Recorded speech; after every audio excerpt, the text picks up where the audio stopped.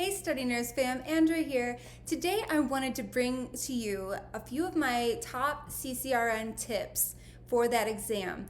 Now, if you are interested in nursing content like this or videos about your nursing journey and how to succeed, be sure to subscribe to my channel for more videos like this. All right.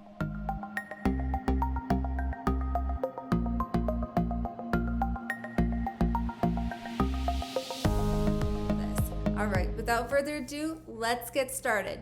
So my first tip for this exam, for the CCRN exam, is to make sure you're a member of the AACN. The AACN is the American Association of Critical Care Nurses, and what that does for you is it gives you a discounted price on registering for the exam. Now, also, after your exam, you will be able to access different continuing education credits, courses that will get you those credits. Some are free, you can purchase others.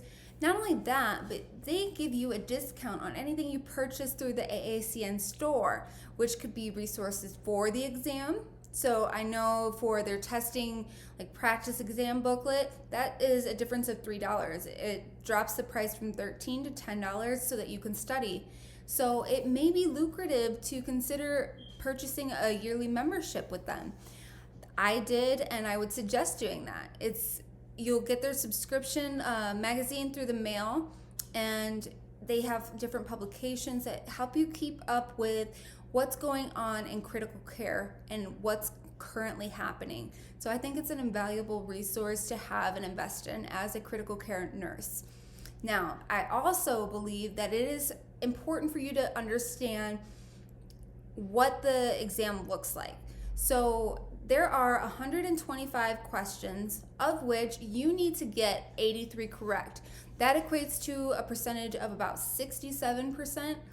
Now, there's an additional 25 questions on the exam for a total of 150. But those 25 questions won't count towards your score. So they don't count for or against you. But here's the kicker. You don't know which questions those 25 questions are. So one of my tips is to approach every single question as if it counts and to use your knowledge to eliminate any of the answer choices that you know are incorrect. That is incredibly important in improving your chances of getting the question right. So if you know something is not right, cross it out. It's not going to be the answer. And now one or two answers crossed off increases your chance of getting that question right by 25 to 50%. That's invaluable. So you have to be strategic when answering the questions. A way to also approach answering questions would be to, when you read the question and you get your lab values or your hemodynamic values, anticipate what the correct answer might be before you look at the answer options. Once you have that answer in mind that you're looking for, find the one that's most similar to that. Now make sure you're picking up on those keywords such as not, always, those words in the question that direct you towards a specific answer. And if you were to miss those keywords, you could choose the wrong answer. And you don't want to lose points simply because you weren't reading carefully enough. Now, another thing I think is incredibly important to know for the CCRN exam is to be aware of different interventions you might do based on how the patient in that problem is presenting. So whether that means giving fluids, using a vasopressor, using a positive inotrope, using balloon support, anything like that, anticipate what interventions you might be doing, or maybe even like what kind of shock state they're in or heading towards. Those are going to help drive you towards the correct answer. If you can anticipate the interventions, the current condition of your patient, where they're heading towards, and what you would do for that patient in that scenario, it's going to help you choose the right answer more often than not. I also would suggest starting with an initial exam to gauge your baseline level of knowledge and then using that to build from. So look at which answers you got incorrect and review those topics. Not only that, check on your progress every 1 to 2 weeks while you're studying, depending on the timeline you're using to study. I studied really solidly for about a month, so I took multiple practice tests maybe every week. But if you're studying for 2 or 3 months, I would suggest maybe every 2 weeks. And you want to continuously see progression. If you're not, you need to hone in on the areas you're weak on. Now, piggybacking off of that, it is vital to look at the CCRN test plan that the AACN releases for the current exam. Now, I would suggest looking through that test plan, maybe even printing it off and then circling the conditions you're less familiar with or the areas you know you're weak on and focusing in on that. That's making the best use of your time. Some of the major diseases, conditions that you're gonna see, and I'm gonna read my list here because I jotted them down just from kind of memory and what I focused on for studying. So these diseases and conditions that you should focus on are different states of shock, dysrhythmias, interpreting labs, hemodynamics, cardiovascular medications, heart failure, hypertension, interpreting 12-lead EKGs, knowing how to intervene for a myocardial infarction, heart murmurs, acute respiratory distress syndrome, mechanical ventilation. For endocrine type issues, you're looking at DKA, diabetes insipidus, SIADH, different blood disorders like DIC, idiopathic thrombocytopenic purpura, gastrointestinal like bleeds. You want to consider the renal system, so acute kidney injury, chronic renal failure, dialysis patients and interventions for that.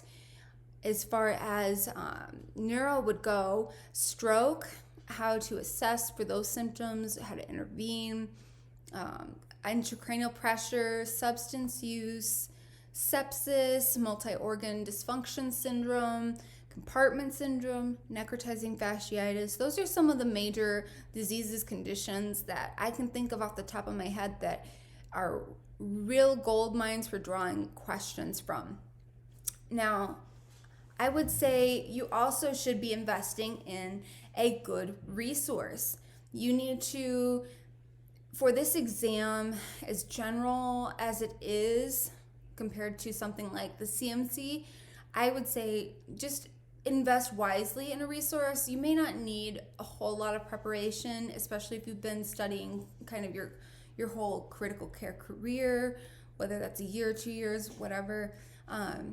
I would say save your money for those more specialized exams to prepare for, but invest in a couple of solid resources, practice exams, practice problems. You need something that's going to integrate the questions with the material. Now, another way you can study really well for the CCRN exam, give yourself the best chance for success, would be to start from day one of your ICU career. When you get a patient and you are not familiar with their condition, their disease, look it up. Look up different labs that pertain to them, what kind of studies they typically undergo, things like that. That's going to help you, it's going to help your patient, and it'll help you in the long run with your preparation for the CCRN exam. It's going to lessen that learning curve and the time you need to study for that exam. This is making the most efficient use of your time, which is so valuable. You don't want to waste your time. Now, I also offer a few resources on my Etsy page. I have like a CCRN bundle. I have a couple of different study guides for ABGs, hemodynamics. I have some flashcard sets for EKGs, ICU medications.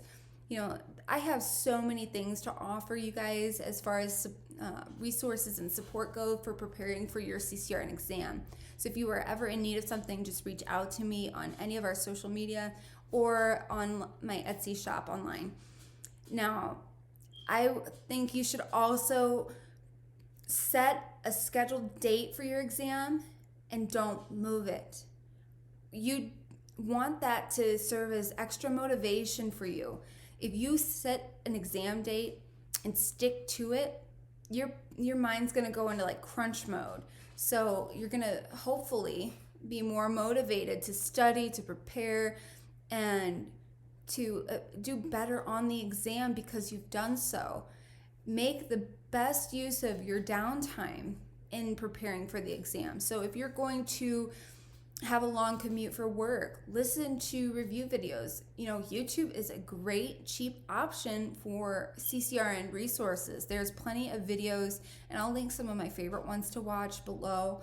But, make the best use of your time, whether that's a podcast, a YouTube video that you're listening to, whether it's something like Nicole Kupchik. That was something I did to set myself up for success before a shift and to decompress and reflect on the experiences I had with my patient during my shift, like on my way home from work. I think then you can be more confident in resting when you get home because you've kind of utilized some of that time you wouldn't have otherwise to prepare for the exam, and then you can decompress at home and then get ready for the next day. Okay guys, here's a bonus for you. If you are interested in preparing for the CCRN exam and you're not sure where to start or how to approach setting up your study schedule, I have the perfect thing for you. I put together a sample 8-week study plan to guide you in preparing for the CCRN exam.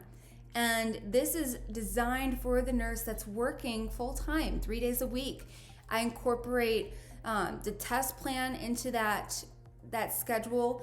I make it a little flexible so you can decide which days for each week you study, rest, or work.